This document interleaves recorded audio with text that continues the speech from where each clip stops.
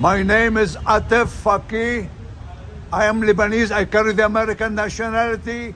I worked all my life, 45, 50 years. All my saving, I deposited it on banks in Lebanon. They stole it. I have no money now since 3 years. I didn't touch my money. I have no money to buy medicine to eat. How I'm living, God knows. God bless you. Help me, help us. I have faith in you. Bonjour, monsieur le député du Parlement européen. Je m'adresse à vous, je suis un médecin libanais. Je m'appelle Michel Eti, 75 ans. J'ai travaillé 45 ans dans les hôpitaux de Beyrouth. Le 17 octobre 2019, je me suis réveillé avec mon carnet d'épargne vide à cause des banques libanaises qui ont volé tout mon épargne. J'étais obligé à reprendre mon travail dans les hôpitaux et dans mon cabinet, comme dans les années 70, quand je suis rentré de l'Europe. Monsieur le député, nous avons besoin de votre aide et votre support. C'est le génocide du 3e millénaire. Merci à vous. I am Elias Jaradi, member of the Lebanese Parliament, and as MP, it's my duty to voice loud the interest of my people and their concern as well. As you may know, Lebanon has faced two major devastating crises during the past few years.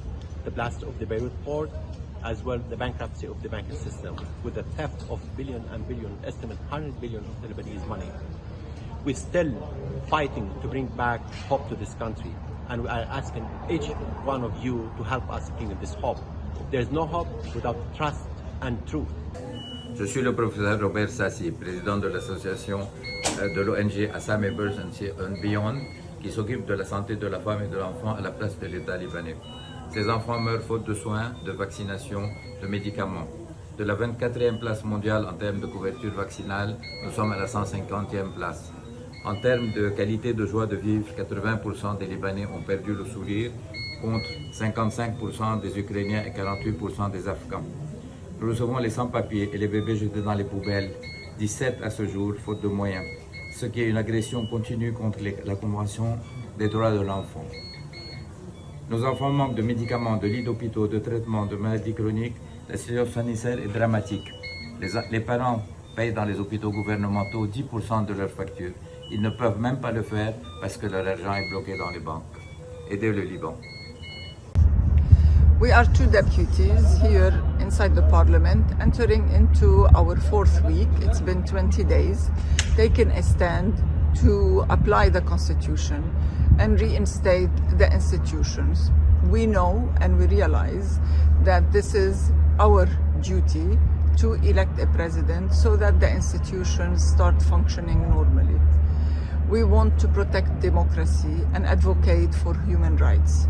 One of the main important things of human rights is that this government and those ruling warlords have stolen the money of all the depositors in Lebanon.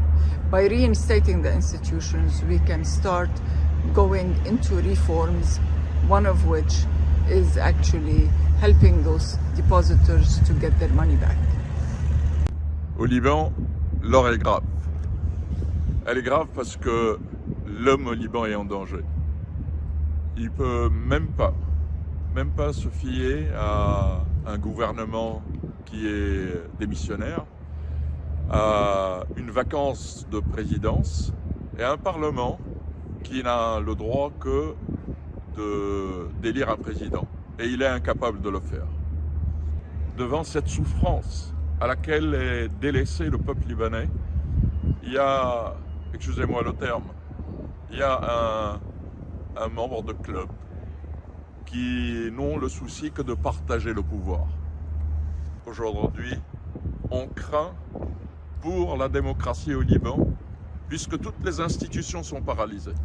Et au point qu'on va perdre la démocratie au profit de dictatures communautaires, dictatures de clientélisme, dictatures où l'intérêt premier n'est pas celui du citoyen, mais celui de certains dirigeants.